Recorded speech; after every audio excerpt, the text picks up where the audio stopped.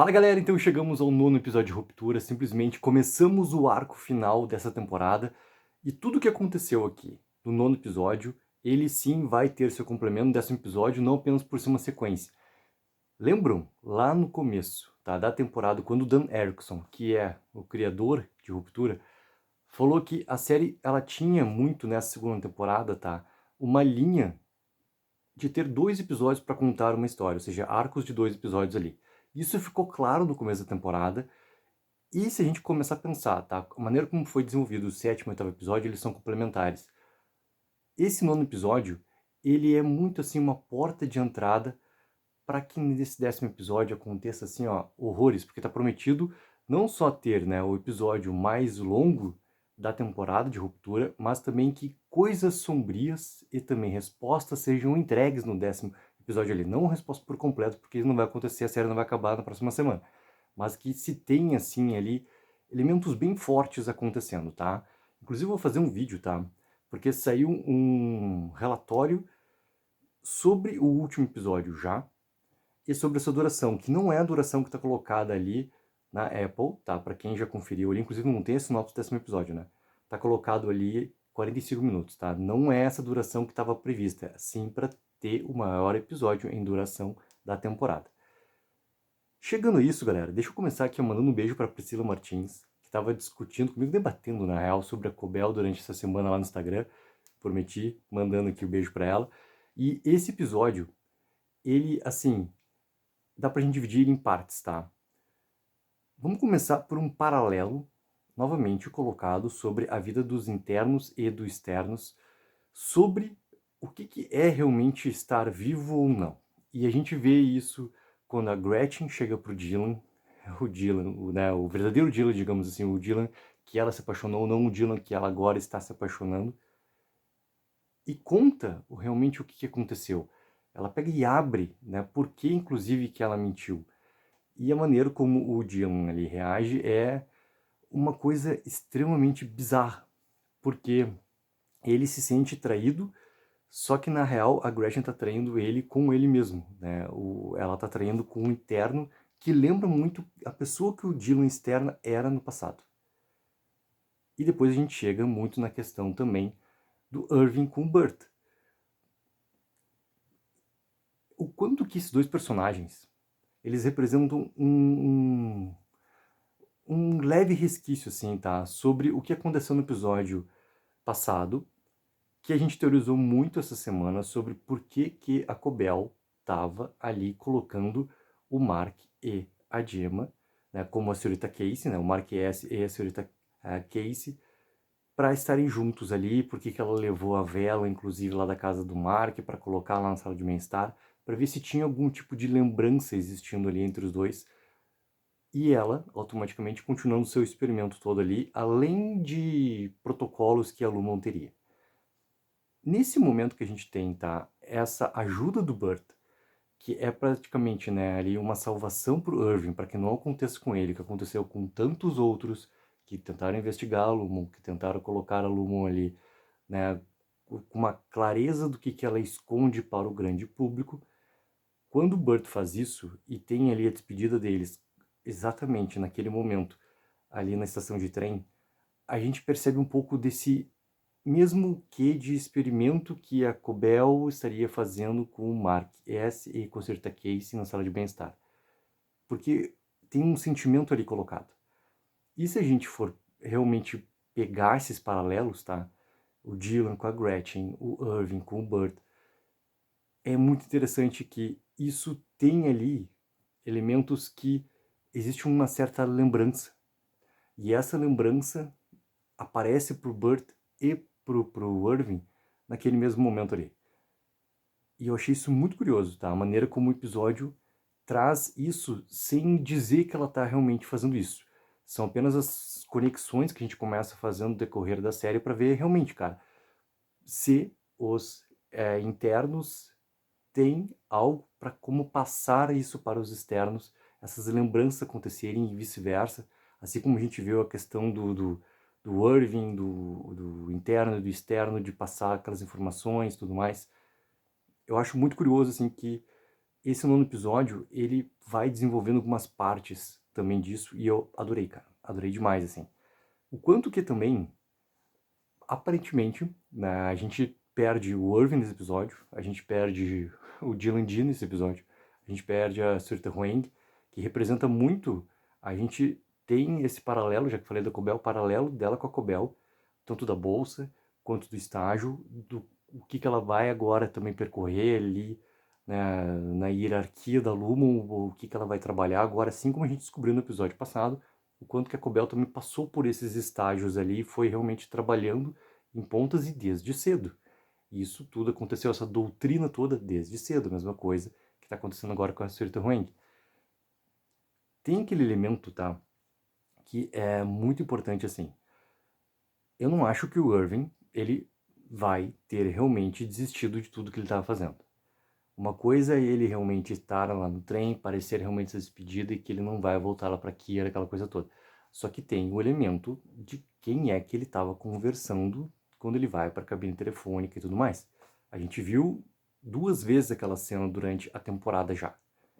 Isso não vai ficar assim solto, tá? Porque esse episódio, principalmente assim, a primeira parte dele trata muito de restabelecer pra gente o Irving, o Dylan e a Halle. Porque a gente estava praticamente 2 episódios sem ver o que estava acontecendo na vida deles. Então a gente vem novamente e coloca eles, né, como se fosse nos dias atuais, digamos assim, né? A gente vai tendo realmente essa linha narrativa deles novamente presente pra gente. E essa ponta, ela não pode ficar solta, porque o que o Burt nesse episódio coloca, pô, ele explica muito bem por que ele passou pelo processo de ruptura, e ao mesmo tempo ele deixa também assim claro o que ele fazia antes, quais eram os seus pecados, essa questão toda do inocente, né, de buscar algum tipo de inocência ainda dentro dele, que poderia ser salva, basicamente aquilo que já tinha acontecido, né, aparecido pra gente no diálogo todo do jantar, entre o Fields, entre o Burt e entre o próprio Irving. Feito isso, acho que se perde até, talvez, assim, algo que eu estava gostando muito da teoria, que o Burt poderia fazer parte, né, do conselho, que o próprio Fields poderia fazer parte do conselho, porque acho que o conselho em si, em um episódio só que resta da temporada, ele não vai ter importância dentro dessa história aqui. Se fosse para aparecer alguma coisa, era nesse episódio, porque a gente teve muito presente o Burt. Então, não vai ser uma peça que vai ter algum tipo de desenvolvimento, cara, pelo menos agora na segunda temporada. Não vai ter. Não acredito que em Cold Harbor, que já representa muita coisa, é um grande mistério que vem, pelo menos assim, nesses 9 episódios da segunda temporada já, o que realmente é, o que representa, o que tudo mais, o que vai acontecer quando a Gemma entrar ali. Novamente é falado, né, que caso já tivesse sido concluído todo o arquivo, o trabalho do Mark tivesse realmente concluído, e era para ter sido naquele dia ali, era para ter sido naquele momento, onde a Gemma seria levada para lá e ela sim iria passar pela morte. Ou seja, aquela toda teoria que estava rolando, né, que ia ser fatal para ela ir passar para aquele último processo ali, realmente é condizente, realmente é aquilo ali. Não tem outra alternativa. Então vai ser para impedir que aquilo ali aconteça. Basicamente isso. Porque essa conversa toda também que vai acontecer entre o Mark interno e externo vai ser algo bizarríssimo da gente ver. Vai ser algo extremamente informativo ao mesmo tempo, onde vai se partir sim, porque faltam poucas horas para o dia seguinte, onde o Mark prometeu para o Milcher que iria voltar para o Lumon, iria sim concluir o seu trabalho. Agora ele sabe exatamente, talvez, o que ele tem que fazer nessa parte de concluir ou não o seu trabalho. Vai ser realmente a busca para conseguir chegar no andar de testes e conseguir salvar a Gemma de não entrar em Cold Harbor. Se vai acontecer isso ou não, fica uma grande, grande questão que a gente vai descobrir na semana que vem. Mas essa conversa ali, ela vai ser extremamente informativa. A respeito da Cobel, está muito desenhado que ela tem um campo todo ali de vingança, tá? E essa vingança colocada vai ser realmente dela se tornar a aliada verdadeira do Mark. Porque teve um momento do episódio, e principalmente quando chega naquela conversa do Milcher com o Drummond, que parecia que o Milcher, com tudo que estava acontecendo para ele, né? A Halle vai lá, peita ele e fala, cara, eu adorei que ela chega e fala do Helly R, Helly E. E daí o Milcher responde, né, que a Helena, sim, era, né, a chefe, mas ela ali é subordinada. Mas tem um quê da Helly voltar, um espírito muito Helly. Do peitado, do tá ali confrontando e tudo mais. E depois tem toda a questão daquela conversa ali com o Drummond, que até o Milchick dá a volta, e eu achei maravilhosa a volta, tá? Porque o Milchick ele tá cada vez mais perdendo força, uma desconstrução por completo da figura dele como personagem, que inclusive a Helly, né, joga na cara dele em relação a quem assume quando o chefe não está. E a Helly responde pra ele, né? Assim como era com o Bel e contigo. E ele faz aquela reviravolta, até o momento que ele faz a reviravolta, parecia muito que o Milchick iria, sim, acabar sendo retirado dali, daquela posição. E daí, automaticamente comecei a pensar, tá? Então, todo mundo que tava falando ali, cara, de não confiar na Cobel, de realmente não entender que ela vai ser realmente ali uma aliada pro Mark de verdade, que ela vai pegar, entregar o Mark para conseguir encerrar o seu próprio experimento, conseguir concluir Cold Harbor e provar para Luma, aquela coisa toda, tá? Parecia muito que essa linha realmente poderia acontecer. Só que o desenrolar do episódio, começando ali pela aquela reviravolta que tem do Milchek, não vai para isso. Ele vai realmente para esse lado todo da Cobel ajudar realmente o Mark. E tem uma referência, tá? Para quem assistiu esse vídeo aqui, ó.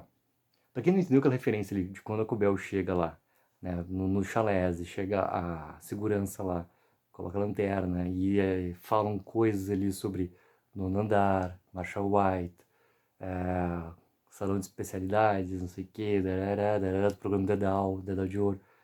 Nesse vídeo aqui, ó, tá explicado exatamente a questão do título do episódio ser The After Hours, em inglês, tá? Não o Depois do Expediente, como tá aqui em português, porque ele tem um significado para The Twilight Zone.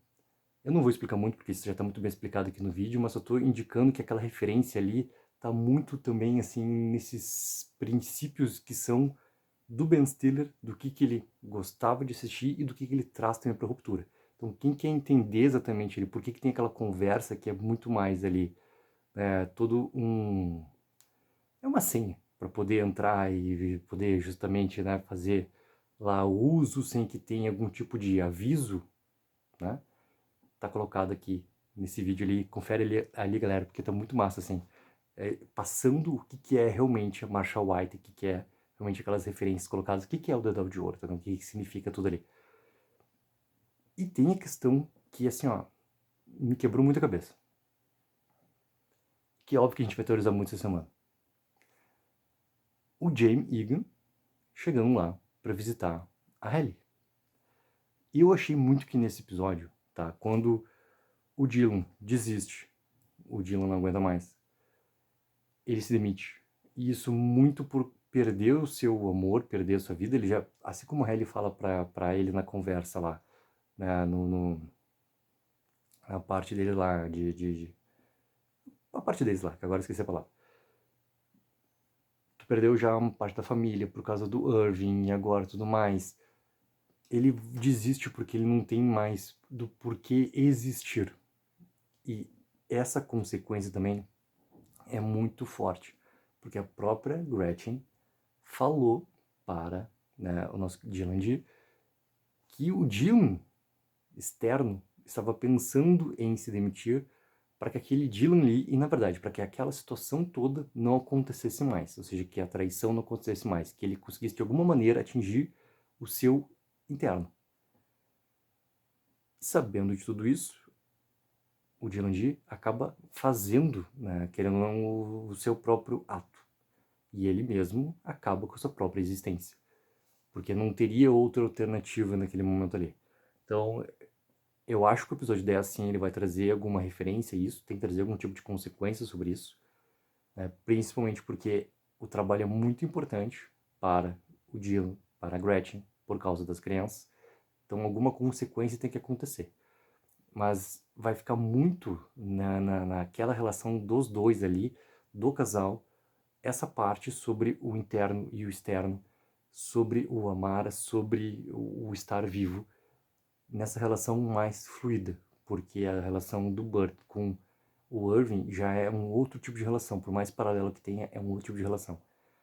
Só que daí a Ellie, depois do que acontece da conversa toda, ela decide sim ir lá pegar novamente o recado do Irving e procurar simplesmente o elevador. E eu achei que estava muito se construindo para encerrar o episódio.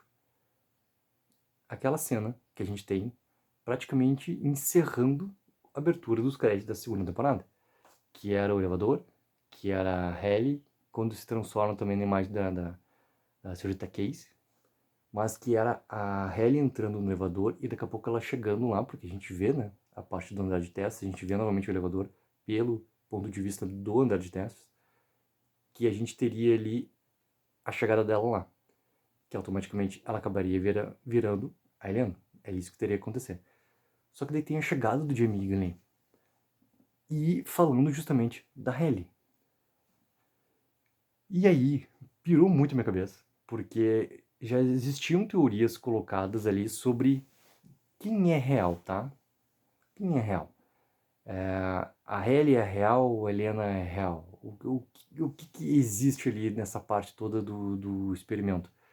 Que talvez a Helena, ela tenha sim, assim como a gente vê a questão toda da gema de passar por esses experimentos todos, que na verdade essa primeira que passou por esses experimentos, desde cedo que o Jamie Egan fez isso na própria Helena. Ou seja, a Ellie, querendo ou não, ela já pode existir há muito tempo. E não ter essas lembranças faz parte também do acerto todo esse procedimento. E por isso também a Helena vive com o pai, né? Eles vivem juntos ainda.